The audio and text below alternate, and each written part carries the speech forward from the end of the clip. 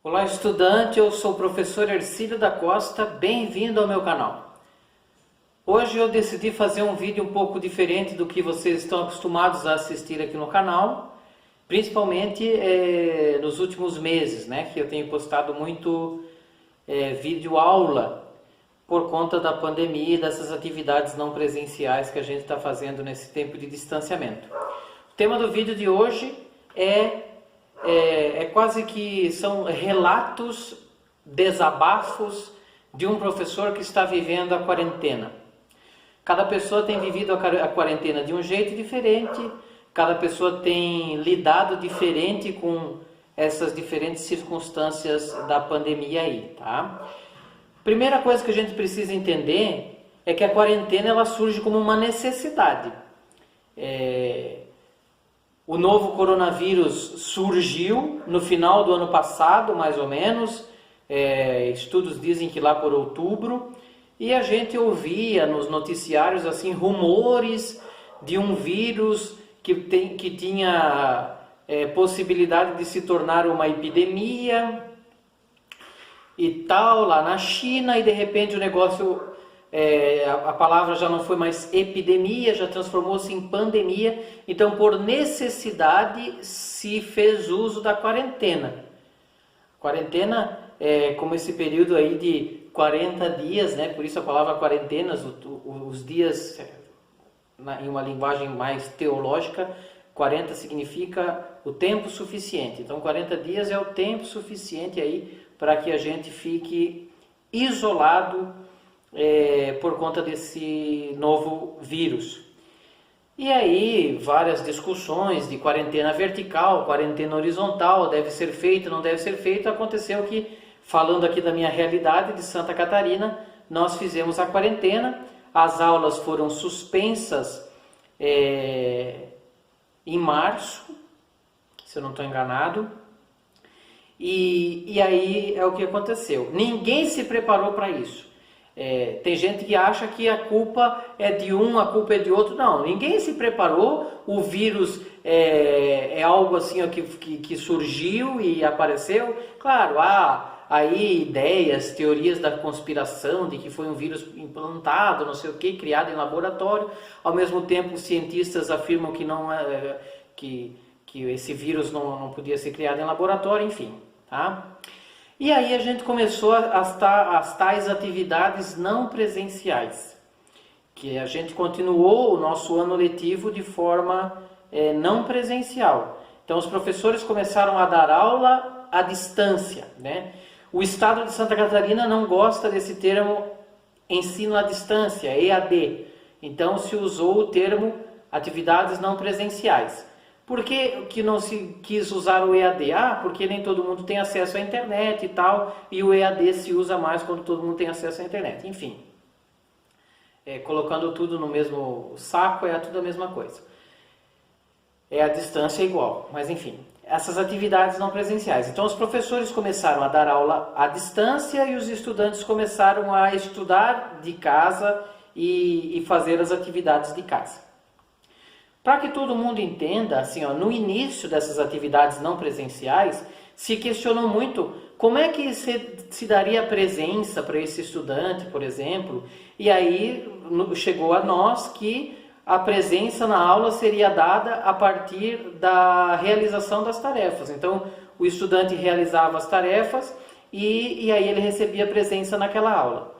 Portanto, eu me programei, assim como outros professores se programaram, para cada aula realizar uma tarefa, porque se não tiver tarefa, a gente não consegue saber quem esteve presente naquela aula, porque não tem dado, né? Então precisa ter uma tarefa. Inclusive nas minhas aulas à distância, atividades não presenciais, assim, são atividades bem simples, certo?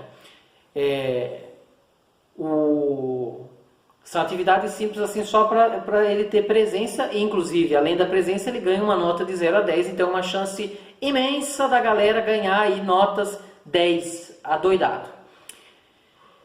E assim, tenho trabalhado muito mais do que se tivesse na sala de aula. Para vocês terem uma ideia, eu sou professor do estado de Santa Catarina no turno da noite, e eu tenho trabalhado basicamente o dia inteiro em função disso, porque os estudantes mandam perguntas lá no Google Sala de Aula e a gente tem que retornar, porque se a gente não retorna, eles já logo comunicam a galera, olha, o professor não está respondendo, então a gente tem que responder e tal. E mesmo assim, então semanalmente tenho postado as atividades lá. Como é que são as minhas atividades? Eu faço um vídeo aula aqui no canal do YouTube, quem é inscrito no canal sabe disso. Geralmente eu posto 3 vídeos, e referente a cada série, né? Aí posto lá no Google Sala de Aula esse vídeo, um texto escrito, claro, e uma atividade no formulário do Google. Há aqueles estudantes que não têm acesso à internet. Então, esse texto que é escrito, esse material escrito, é encaminhado para a escola imprime e esse estudante vai buscar o material escrito lá. Então recebe o texto e recebe o questionário para ser respondido, e aí na outra semana ele me entrega, eu corrijo e posto lá no sistema do Estado e tal. Então assim, os professores estão vivendo a quarentena, os estudantes estão vivendo a quarentena e estamos vivendo nisso daí. Uma coisa que eu acho curiosa é a quarentena de muitos estudantes. Vi em redes sociais, por exemplo, fotos de viagens que estão fazendo nesse tempo de quarentena, fotos em trilhas na praia, fotos exibindo o tanquinho na praia e tal. E aí os mesmos indivíduos que estão postando as fotos nas redes sociais são os mesmos indivíduos que não têm condições de responderem às atividades lá no Google Sala de Aula ou pegarem as atividades impressas na escola. Porque se às vezes o plano do celular só cobre redes sociais, por exemplo, não tem acesso ao Google, não consegue assistir vídeos, mas tem lá o material escrito que é o texto da minha aula falada, é o texto que é impresso e entregue lá na escola. Mas muitos não têm condições, não têm esse acesso, ainda que eu os veja em rodinhas de narguile e tal, tudo nas redes sociais a gente acompanha isso. É uma quarentena meio fake, mas é uma quarentena que eles estão vivendo assim, mas não conseguem fazer as atividades não presenciais. Ao mesmo tempo, muitos estudantes estão dizendo que não farão as atividades não presenciais porque não irão reprovar. Eles têm certeza que não vão reprovar. Eu discordo disso, inclusive o governo federal emitiu um documento recente que ele valida as atividades não presenciais como atividades presenciais até o dia 31/12. Ou seja, todas as aulas que forem dadas à distância até o dia 31/12 são válidas como aulas presenciais. Por isso, aqueles que não estão fazendo as atividades não presenciais serão prejudicados. E, ao meu ver, serão prejudicados por si mesmos. Há quem discorde de mim, muita gente vai discordar, vai dizer, não, o professor está errado, eles não têm acesso, eles não têm condições de estudar sozinho. Claro, muitos de nossos estudantes não criaram o hábito de estudar sozinho. A gente sabe disso. Não tem, às vezes, um ambiente que favoreça em casa. Às vezes a casa é muito pequena, cheia de gente, um falatório danado e não consegue estudar. Mas há estudantes que estão conseguindo estudar. E aqueles que não estão estudando sozinho, não estão dando conta de estudar sozinho, os professores estão disponíveis para ajudá-los nesse sentido. É só procurar, né? Inclusive, assim, tem estudantes que vivem, eu tenho estudantes que vivem em situações muito precárias, muito simples, mas estão conseguindo entregar as atividades. Tenho estudantes com problemas gravíssimos na família, problemas de saúde na família, problemas até de familiares que faleceram nesse momento de quarentena, mas o estudante não deixou as atividades atrasadas.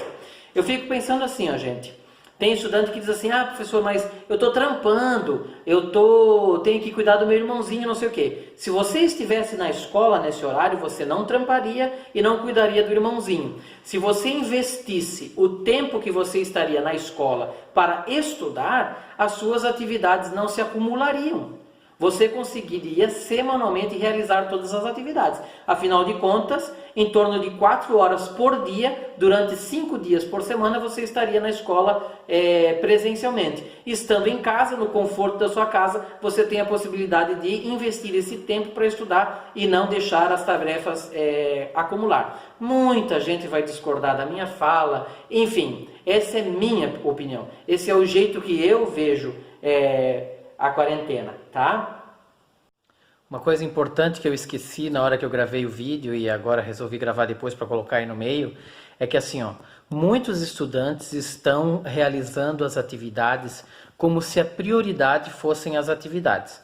Aí eles veem a pergunta ali, vão no Google, pesquisam as respostas no Google, Ctrl+C do Google, Ctrl+V na resposta e enviam para mim. A prioridade não é a resposta. A prioridade é o seu aprendizado.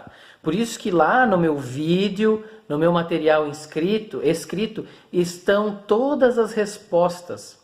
Se você tem essa vontade de fazer pesquisas filosóficas no Google, pesquise no texto que eu escrevo.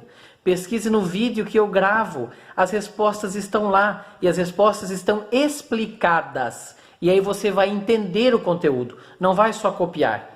Para vocês terem uma ideia, gente, eu fiz uma videoaula aí, vocês que são inscritos no canal viram outro dia, sobre a verdade e a polarização. E aí eu falei sobre a polarização política e tal, que é quando grupos vivem em polos opostos e acreditam em verdades diferentes e tal, e falamos que a polarização é algo normal, algo natural para que haja uma democracia, quando grupos diferentes acreditam em verdades opostas. Isso é normal e natural e precisa existir para que haja democracia. Só que a polarização se torna algo negativo quando gera violência, quando um grupo discrimina o outro porque pensa diferente, exclui, age de violência e tal. Isso daí. Aí eu perguntei lá na atividade, quando que a polarização se torna algo negativo? Gente, foi mais de 5 alunos pesquisaram no Google e colocaram lá na resposta que a polarização negativa, quando a energia dos elétrons e dos nêutrons, não sei o que, colocaram respostas assim de física, da minha matéria de filosofia. Não se deram conta nem de perceber que isso daí não é conteúdo de filosofia. O texto está ali em cima para ser lido. Mas não, pega a pergunta, bota no Google, a primeira resposta que aparece e coloca na resposta. Gente, não estão estudando, estão só copiando coisas da internet. Isso não vai ajudar vocês. Eu acho interessante, por isso que eu resolvi gravar essa resposta e colocar aqui no meio. Mas continua assistindo o vídeo aí. Por isso que eu sou um defensor do retorno das aulas presenciais. Meu Deus do céu, agora vão me crucificar. Muitos professores estão contrários a essa ideia de retornar às aulas presenciais, porque seria um genocídio, seria um assassinato em massa, porque colocaria a vida dos estudantes em risco e a vida dos professores em risco. Muitos professores estão passeando no shopping, estão indo em restaurantes e estão indo em lugares de aglomeração, com todo o cuidado, usando máscaras, álcool em gel e distanciamento, e estão se cuidando. Muitos estudantes estão se aglomerando em rodinhas de narguilé, em praça, shopping, em outros eventos. Por que não pode ir para a escola com toda a segurança, com toda essa questão de distanciamento, de proteção, de álcool em gel e tal, de máscara? Claro, as nossas escolas vivem situações precárias. Muitas vezes não tem papel higiênico, isso é sério. Não tem papel higiênico, não tem papel toalha no banheiro para secar as mãos. Como que nós conseguiremos fazer isso que seja uma forma segura? Então aí já é um apelo ao governo do estado para que invista massivamente na segurança dos professores e dos estudantes, enviando aí EPI, equipamento de proteção individual, estou falando de máscara, estou falando de quem sabe luva, um monte de coisas para que os estudantes e professores possam se proteger, certo? Então assim, o que as escolas viveram de precariedade até agora não pode mais existir, principalmente nesse tempo de coronavírus. Então, se quiser fazer com que os professores retornem à sala de aula, precisa dar condições dignas para os professores voltarem, para os estudantes também, para que a escola não se torne, então, essa sementeira de coronavírus e que acabe aí proliferando ainda mais essa pandemia. Ao mesmo tempo, muitos professores que estão fazendo as suas atividades em casa, de aulas em casa e tal, eu gostaria que soubessem que estão fazendo com recursos próprios, com internet própria, com celular próprio, com computador próprio e tal. Ao mesmo tempo, as escolas estavam sempre abertas aí no sentido de com distanciamento social, com segurança e tal, para que os professores que não tinham internet em casa e tal, podiam ir até a escola, usar o computador da escola, a internet da escola, e para preparar as suas atividades não presenciais. Então assim, os professores não foram abandonados, tá? Nós tivemos esse respaldo principalmente na escola em que eu trabalho aqui no estado de Santa Catarina, tá? Pode ser que outras escolas não tenham essa situação, mas de acordo com as notas que o estado colocou à disposição aí, as escolas estavam sempre abertas para os professores que não tinham as condições. Claro, com toda a segurança e tal. Mas ao mesmo tempo, muitos professores fizeram em casa, com recursos próprios e afins. Eu também fiz de casa, inclusive.